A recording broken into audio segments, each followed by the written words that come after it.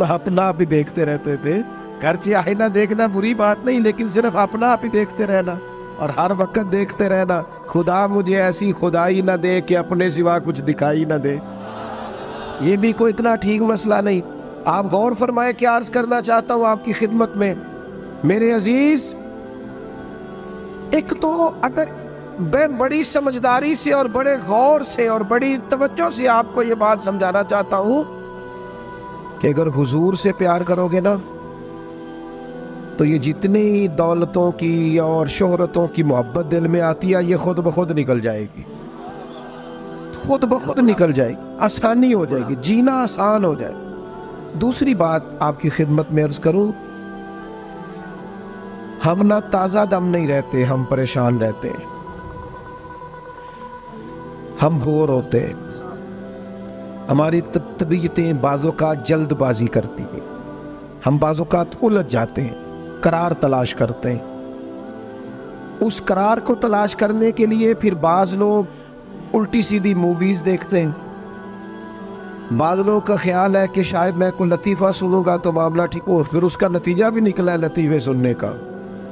اب لطیفے سنانا بھی اتنا بڑا کام ہو گیا ہے کہ مولوی ہے پگڑی داڑھی والا لیکن اس کے نام کے نیچے لکھا فنی مولوی. خدا کے بندے یہ سنجیدہ اسٹیج ہے، دیندار لوگوں کا کرنے کا کام ہے، آپ کیا کر رہے ہیں؟ مولوی بھی فنی ہوتا ہے، 6 معنی دار ہے کہ ہمارا مزاج تھا ہر چیز شغل میلہ، ہر چیز ہنسنا الجھنا. میرے عزیز ہم چونکہ سکون چاہتے تھے، کچھ نے ادھر ادھر کی مووی دیکھ لی، کچھ نے ہنس لیا، کچھ سیر کو چلے گئے، کچھ کا خیال تھا کھانے کھا لیں گے تو سکون آ جائے گا. یاد رکھنا ان چیزوں میں سکون نہیں ہے، ان میں تو آپ الجھتے جائیں گے. مزید تو سکون کہاں ہے، قرار کہاں ہے؟ آپ کبھی صحابہ کی زندگیاں دیکھیں نا، حالات جس طرح کے بھی تھے نا، ان کو جو سکون ملتا تھا وہ رخ مصطفیٰ سے ملتا تھا. ان کی طبیعت پوری لگ گئی تھی کہ حضور علیہ السلام کی جو یادیں ہیں وہ دل کو تازہ کرتی. ان کا خیال تھا کہ بہار اگر کسی چیز کا نام ہے تو وہ ذکر مصطفیٰ ہے، یاد مصطفیٰ ہے اور دیدار مصطفیٰ ہے. اعلیٰ حضرت مفتی ہیں، فتویٰ دیتے ہیں. اعلیٰ حضرت مفسر قرآن ہے، کنز الایمان بذات خود ایک تفسیر ہے، ترجمہ ہی تفسیری ہے. اعلیٰ حضرت محدث ہیں.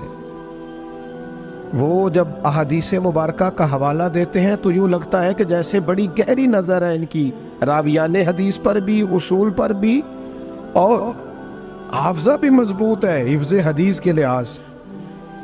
ساری چیزیں ان کے پاس تھیں، لیکن وہ پتہ کیا کہتے تھے؟ کہتے تھے یہ جو میرا دل چمکدار ہے نا، اور یہ جو میری طبیعت ہلکی پھلکی ہے، اس کی وجہ یہ ہے کہ ان کی مہک نے دل کے غنچے کھلا دیے. یہ میں نہیں آپ کو تقریر سنا رہا، میں تو جذبات کا اظہار کر رہا ہوں. ان کی مہک نے دل کے غنچے کھلا دیے ہیں. تو کیوں غنچے کھلا دیے؟ کہتے میرے نبی کا کمال یہ ہے کہ وہ جس راہ چل دیے ہیں کوچے بسا دیے. وہ جس راہ بھی چل دیے ہیں کوچے، حضور پر تھوڑا گزر جائے تو کام ہو جاتا ہے. قرار، سکون، سارے دکھ مٹ جائیں گے اگر دل حضور سے لگا لو گے، اگر محبتوں کا مرکز رسول پاک کو بنا لو گے. آپ دیکھیں احد کے میدان کے اندر کافر نے ایک بڑی عجیب سازش کی مسلمانوں کو پریشان کرنے کے لیے. اور بھئی آپ لوگوں کی وجہ سے اگر اتنے لوگ تکلیف میں ہیں تو آپ کو سمجھ جلدی سے بیٹھ جائے جی، جلدی سے جی، فیصلہ کرنے میں اتنی دیر، اللہ آپ کو سلامت رکھے، بیٹھ جائیں جی. اب آپ کھڑے ہیں جناب، آپ ہی بیٹھ جائیں، اللہ آپ کو برکت عطا فرمائے. اچھا ایک بندہ محفل میں کھڑا ہو جاتا ہے موبائل لے کے، اللہ انہوں سمجھنا چاہیے کہ باقی سارے ایپل بھی ہیں موبائل. خدا کے بندے آپ کی وجہ سے اتنے لوگ پیچھے اگر پریشان ہیں تو آپ کو سمجھنا چاہیے اس چیز کو. اللہ تعالیٰ آپ سب کو ہنستا اور مسکراتا رکھے. نبی پاک کی ذات سے جب آپ کی کامل وابستگی ہو جائے گی نا تو حضور کی ذات والا کا پیار، اور پیار لاروں والا نہیں ہونا چاہیے خالی جلسے محفل میں اور مائک ہاتھ میں آیا تو عشق کا دعویٰ تگڑا، خالی اس طرح نہیں. تنہائی میں بھی تو روئے حضور کی بارگاہ. ایک محفل میں ایک دفعہ حاضر تھا تو ایک نعت خواں بچہ میرے پاس آیا. کہنے لگا جی میری سفارش کر دیو، میں بھی حضور دی بارگاہ چ حاضری لوانی ہے۔ میں کہ پتر تو گھر جا کے پڑھ لے، اتنے بھی حاضری لگ جائے گی کہ 4000 بندہ چاہیے حاضری لوان لیں۔ حضور کی بارگاہ میں تو جہاں بیٹھ کے بھی پڑھے حاضری لگ جاتی ہے، اس کے لیے کیا ساج سمر کے مجلس ہی فقط ہو تو حاضری لگتی ہے؟ یہ بھی اعلیٰ حاضری ہے، پر وہ تو واللہ وہ سن لیں گے اور فریاد کو پہنچیں گے ہم۔ بس اتنا تو ہو، کوئی فریاد کرے دل سے، تو بات تو دل سے کر۔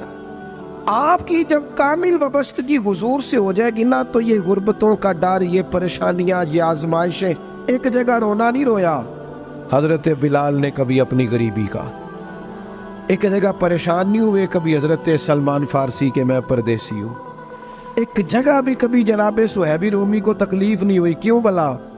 اس لیے کہ حضور کی محبت ایسی دوا ہے جو ہر بیماری سے شفا عطا کر دیتی۔ احد کے میدان میں کافروں نے ایک چال چلی تھی، ان کو پتا تھا کہ کون سی بات مسلمانوں کو زیادہ پریشان کر سکتی ہے۔ انہوں نے ایک افواہ پھیلا دی تھی کہ معاذ اللہ حضور کو شہید کر دیا گیا۔ اس کی وجہ سے شدید پریشان ہوئے صحابہ، اور جنگ کے جو نتائج برعکس آئے اس کی بڑی وجہ یہ افواہ بھی بنی۔ اب صحابہ بڑے پریشان تھے، حضور شہید ہو گئے۔ کچھ لوگ نا میدان احد سے جب واپس آ رہے تھے نا، جنگ ختم ہونے کے بعد، ایک خاتون جا رہی تھی میدان جنگ کی جانب۔ عورتیں اپنے مزاج کے لحاظ سے کمزور ہوتی ہیں قلبی طور پر، اور بڑی خوبصورت بات لکھی ہے علماء نے، کہتے ہیں عورت کے دل میں درد زیادہ ہوتا ہے نا، پیار زیادہ ہوتا ہے، اور یہ جو وہ کمزور واقعہ ہوئی ہے اسے عیب نہ سمجھو۔ اسی لیے تو اللہ نے بچے کو پالنے کا ذمہ اس کا لگایا ہے کہ وہ شفقت زیادہ رکھتی ہے، محبت زیادہ رکھتی ہے، درد دل زیادہ رکھتی، اس لیے جس درد سے وہ بچے کو پال لیتی ہے نا۔ میرا بیٹا ایک دن گھر میں کچھ پکا ہوا تھا، اس کی اماں کہنے لگی کھانا کھاؤ، کہندا ہے میں نہیں کھانا۔ وہ دی اماں کہندی میں بڑا زور لایا، بڑی محنت کی تھی، بڑی گرمی چ پکایا، اج تے ہی کھانا پڑا ہے۔ کہنے لگا میں نہیں کھانا، میں آرام سے کھانا کھا رہا ہوں۔ اب وہ ماں بیٹا بحث کر رہے ہیں۔ تھوڑی دیر گزر گئی تو مینوں کہندی تسی کیوں نہیں بول دے؟ میں کہا مینوں پتہ ہے کنے جیتنا ہے، تھوڑی دیر بعد کھلو جو، مینوں پتہ ہے کنے جیتنا ہے۔ وہ بچہ اٹھ کے اندر چلا گیا، کہنے لگا میں نہیں کھاندا، تسی کھاؤ۔ وہ پھر 5 منٹ لگے تو وہ پکانا شروع کرتا جو بچہ کہہ رہے ہیں۔ تو میں کہا میں نے تو پتہ ہے نا نتیجہ کی ہے، تو اس بحث میں جانے کی ضرورت ہے؟ اس لیے کہ ماں اولاد کے سامنے ہمیشہ ہی ہار جاتی ہے۔ وہ اولاد کے سامنے جیت سکتی؟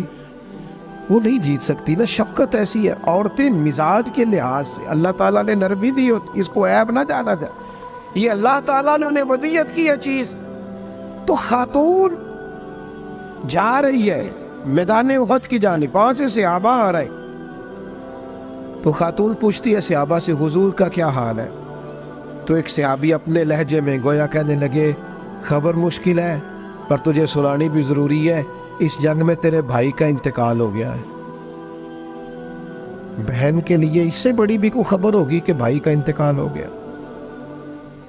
وہ خاتون نے یہ خبر سنی، اِنَّا لِلَّهِ وَإِنَّا إِلَيْهِ رَاجِعُونَ پڑھا، آگے گزر گئی۔ اگلے صحابی سے جا کے پوچھتی ہے حضور کا کیا حال ہے، اور بے چین ہے، دوڑی جا رہی۔ یہ میری بات کو سمجھے آپ، کسی ایک جگہ جب آپ کی محبت کا غلبہ ہوتا ہے تو پھر بعض غم لگتے ہی نہیں، آپ کی کیفیت ہی اور ہوتی ہے زندگی گزارنے میں۔ آگے بڑھی، ایک اور صحابی ملے، ان سے پوچھتی ہے حضور کا کیا حال ہے، تو کہنے لگے میرے پاس تیرے لیے ایک بڑی سخت خبر ہے، تیرے شوہر کا انتقال ہو گیا۔ اس نے تھوڑی دیر کے لیے خاموشی اختیار کی، اللہ کی رضا پہ راضی رہنے کے کلمات ادا کی اور آگے بڑھی۔ ایک اور شخص سے سوال، یہ ذرا سوچتے جانا، یہ خبریں اگر اچانک ملیں، بھائی چلا گیا ہے، باپ چلا گیا ہے، اس کو سوچنا، اپنے اوپر طاری کرنا، خدا نہ کرے ایسا ہو، پر جب خبر ملے تو کیفیات کیا ہوتی ہیں۔ وہ خاتون آگے بڑھی تو ایک شخص اور ملا، پوچھتی ہے ذرا بتاؤ نا حضور کا کیا حال ہے؟ تو کہنے لگے میرے پاس تیرے لیے خبر ہے کہ تیرے والد بھی اس جنگ میں شہید ہو گئے۔ بیٹیوں کا تو میکا ہی باپ سے ہوتا ہے، ماں سے ہوتا ہے۔ والد چلے گئے، تھوڑی دیر کے لیے گردن جھکی، کلمات ادا کی، اور پھر پوچھتی ہے صحابی سے، والد چلے گئے، بھائی چلے گئے، شوہر چلے گئے، مجھے بتاؤ کہ میرے نبی پاک کا کیا حال ہے؟ وہ صحابی کہنے لگے الحمدللہ میں زیارت کر کے آیا ہوں، رسول پاک بالکل ٹھیک ہے۔